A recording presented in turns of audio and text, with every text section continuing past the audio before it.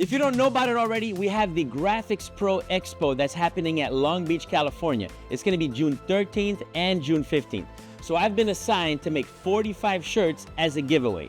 But right now, I'm not sure which machine should I use. Do I use the DTF or the DTG? Because of that, I have elicited the help of my friend Alex Durant, who's one of the main guys in DTG. I know the DTF like the back of my hands, but he's the pro in the DTG world. Let me go get him. Oh, Alex, what's up? I was just about to go get you, man. What happened? Ricoma's got you pushing too many pencils?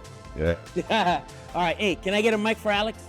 Okay, if you want to learn more about how to price your DTF while Alex is getting his mic on, I'm going to leave a link of the video in the card above and in the description below.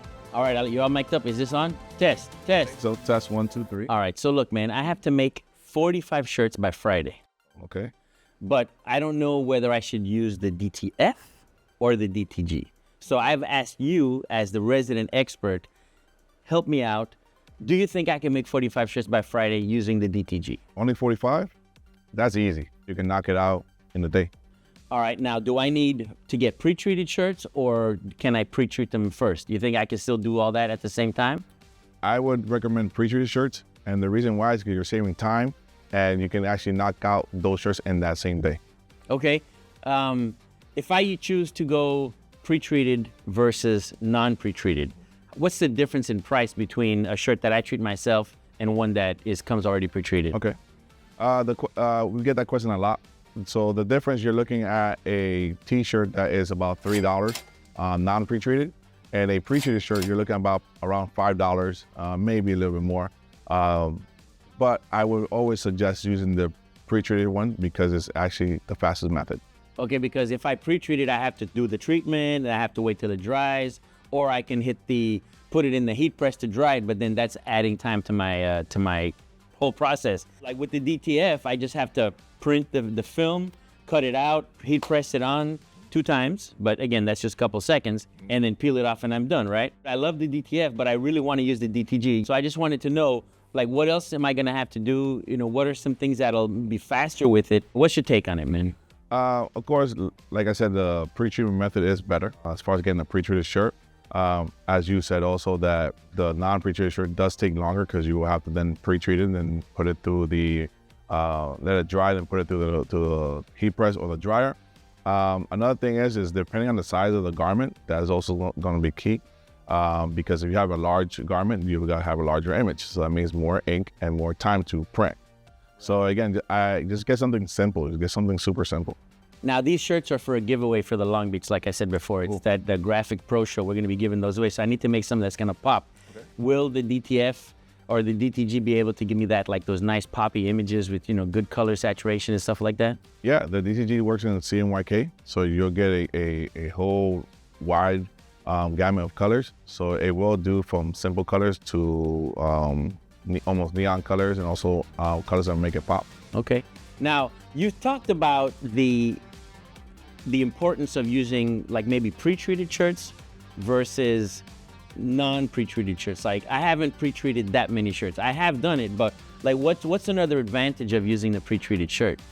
The advantage is that you're saving time and you're also saving some money on the long run. Because if you don't know how to use the pre-treatment machine, either putting too little pre-treatment or putting too much, either way, you're going to be ruining the shirt when you're printing. And what's happening is that you're going to be also losing money on the pre-treatment solution that you have wasted on that shirt that doesn't work. So you got to have that Goldilocks type of thing, right? Where you don't want to put too much pre-treatment, but you don't want to put too little either, because if you don't, the ink is not going to stick to it. That's correct. All right. So by getting it pre-treated, you're kind of eliminating the user error of not applying enough pre-treatment over the whole garment. And also, the whole garment is pre-treated, not just a section of it, right? So if you have to do the sleeve or the neck collar or stuff like that, the pre-treated garment is going to cover all that, right? Yeah, that's correct. If you buy it already pre-treated, it's dipped in the bath, so it's front. Oh, so they dip it? They dip it in there? It's not like they spray it? That's correct. It's literally washed inside of it. Compared to the non-pre-treatment method, you will have to either pre-treat yourself with either the Wagner spray gun or use our Shine Jet pre-treatment machine. I wonder if my wife would be okay if I filled the washing machine full of pre-treatment. I don't think so. Tumbled them in there, man. I don't think so. That'd be pretty cool, though. You'll be in trouble. Yeah. All right, so how many do you think I can do in one day? You can do all 45 in one day if they're pre-treated shirts. If it's non-pre-treated shirts, you're looking about, with dry times and setting it up, you're looking about a day and a half maybe. I gotta dry the shirts. Like, how long do you think it'll take to do each shirt? So each shirt, I'll give you, for a non-pre-treatment shirt, it'll take you about, I'll say 40 minutes. On a pre-treated shirt, you're looking at printing and heat press, which is called curing. You're looking at about probably like 6 minutes in total. Really? Yeah. Oh, that's cool, man. Now, what about, all right, so I know with the DTF, when I print my film, I cut it out, right? I've got it on the heat press. I take my print, I align it. I know exactly where it's gonna be. And then once I press it, I'm good to go. How do you make sure that you get the image centered when you're using the DTG? So you put the garment on the plan, and one trick that I like to use is I like to grab the label and measure it with a divot or a dot that's on that platen. So the platen has a marker that kind of helps you align it? Yes, it actually has four markers. It has top and bottom and left and right. So you can actually, using the label, you can actually mark it up, and that'll give you the straightest possible. So when I'm putting my shirts on the heat press, I usually use my hands on the sides to gauge how much extra shirt is overflowing on the heat press, so that I don't shift the garment one way or the other. I guess with the platen, I can do the same technique, right? That's correct. You can use that. Another great tip with the heat press is that you can actually go ahead and actually have it fold over from the heat press, and that's how you can go ahead and make sure that your whole design gets covered and also heated.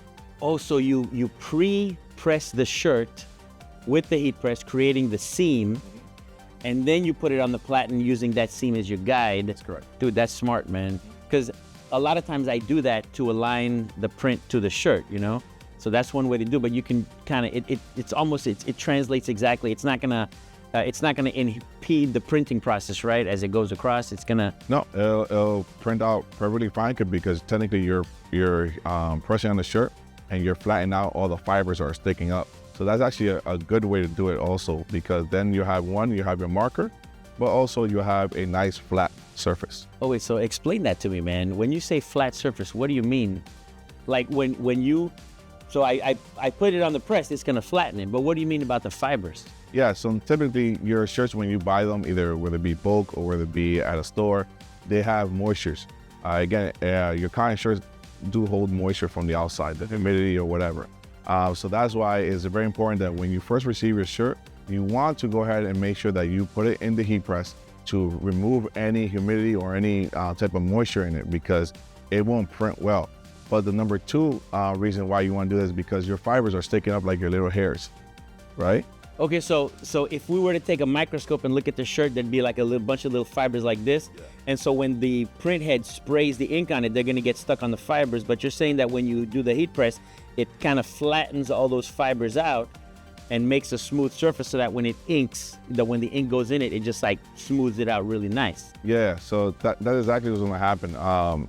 Like I said, if you smooth out those fibers, you won't have the ink on top, and that will actually cure to the garment instead of curing just on top and later on fading. It like gets into it, so that the ink stays and it stretches, and it's not gonna go anywhere, right? Better, yeah. And it'll breathe better too. Yeah.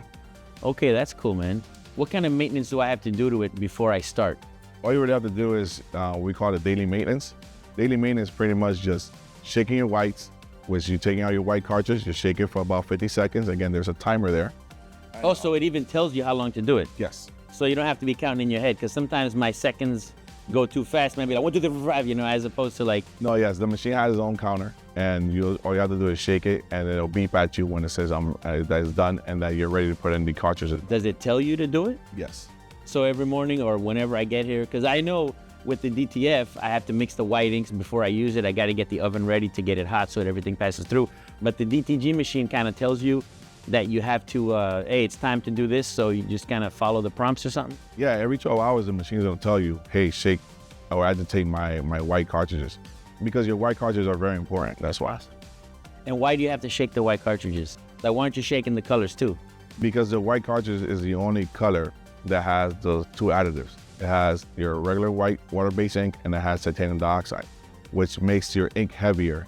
And it's actually great that it has that because it actually creates the base for your colors to fall on top on.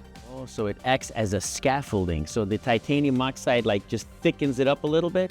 Yeah. And if you don't mix it, then it's like oil and water, right? They don't mix that well, so okay. It'll separate. But then once you shake it, you're good to go for the rest of the day, right? Or for 12 hours, you said. Yes, because the machine, once you shake it for the first time, the machine will do its auto maintenance. What we call it auto maintenance here on this machine is that it's actually circulating that white. So it's constantly like moving and shaking.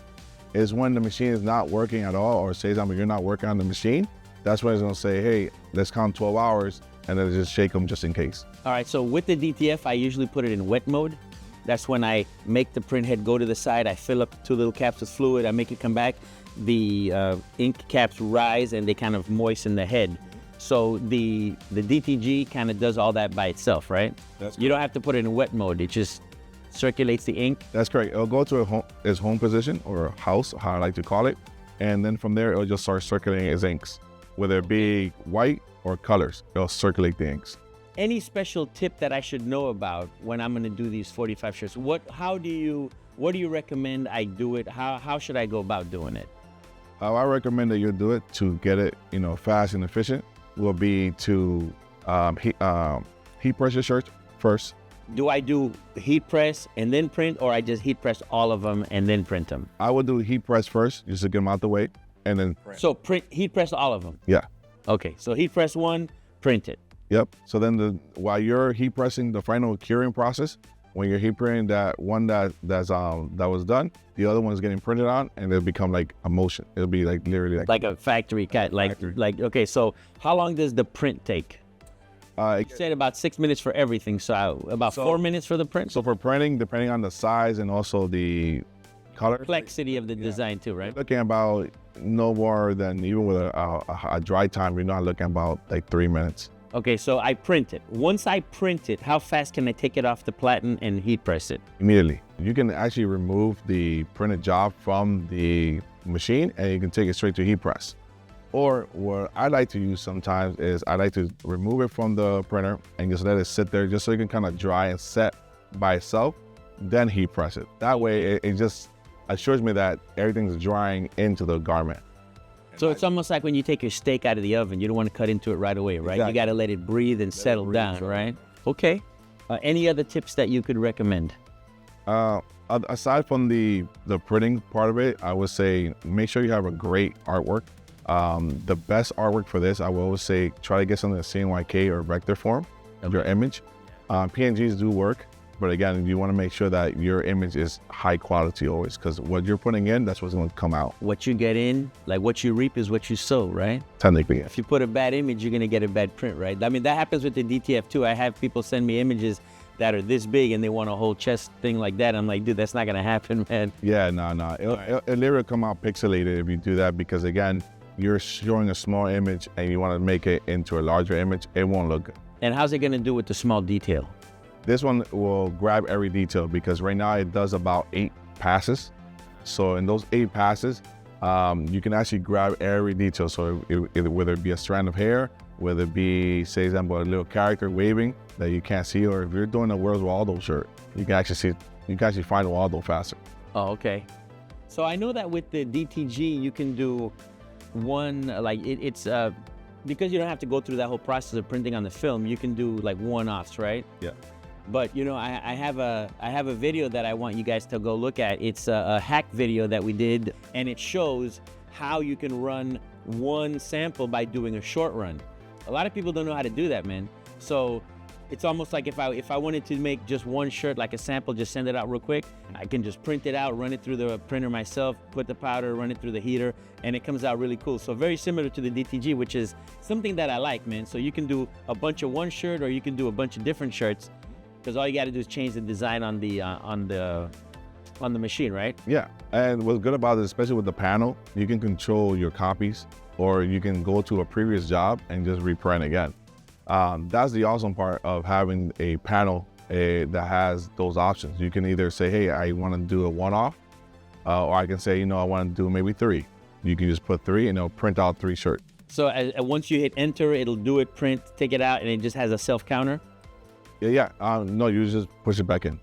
But it's got a counter in it that tells you, okay, you've done 1, you've done 2, you've done 3, and once it's done, then it knows to stop, right? It'll stop, yeah. Oh, and by the way, I will leave a link to that video for the hack in the card above and the descriptions below, so make sure you go see it. All right, man, so I'm feeling a lot more confident about using the DTG now that I've spoken to you, know. I knew it wasn't anything super hard, but I just wanted to make sure I understood exactly what I had to do. Any last tip that you can give me, man? Because, you know, like I said, I got to do these, and I just want to make sure I do them right. I don't want to make any mistakes. Again, if you're going to go ahead and pre-treat your shirt, which is fine, just make sure that you're pre-treating and the pre-treatment looks even. I've got another question. So when it comes to the feel, like I know, you know, the DTF has a certain feel to it. How does the DTG feel as far as, you know, like when it's on you? So that's a great question because it is super different. Because you said it was very breathable. Yes. Right? So, but how does it feel? And the reason why I said it's super breathable is because DTF is direct to film. So you're printing on film and then you're setting on top of the garment. Right. A DTG is direct to garment. So what it does is it actually goes into the fibers. So instead of having a feel of a image on your shirt, on the DTG machine, you don't feel that. That's why I say it's super breathable because now it became part of the shirt. So all its the holes, and it's actually printed on the fiber, not on top of the fiber. So guess what? So it's not like a carpet on the floor, it's actually in it. Exactly. All right, which is kind of funny because, you know, the DTF hack video that I did with the short run, it also shows how to make the DTF print feel good with T-seal. You heard of T-seal, right? Yes. So it's not quite the same, but it does give it a more natural feel, just in case anybody was interested, right? You know, I'm surprised that such a small machine can do what the DTF does, because it's a little bit bigger, you know? So its size is not going to make me go any less slower. It's still pretty fast. And again, if you need a specific feel, then yeah, that's when you'll select the machine that you want. Yeah, so I think we want these shirts to be really nice and feel natural and stuff. So I'm so excited, man. I'm so glad I talked to you. I'm so excited. No problem. You know, I always got your back. You know, any questions you may have, let me know. This is easy. All right, man. Well, I'm going to get started on this, and I'll keep you posted. And if I need anything, I'll come get you, man. Yeah, I'll come by.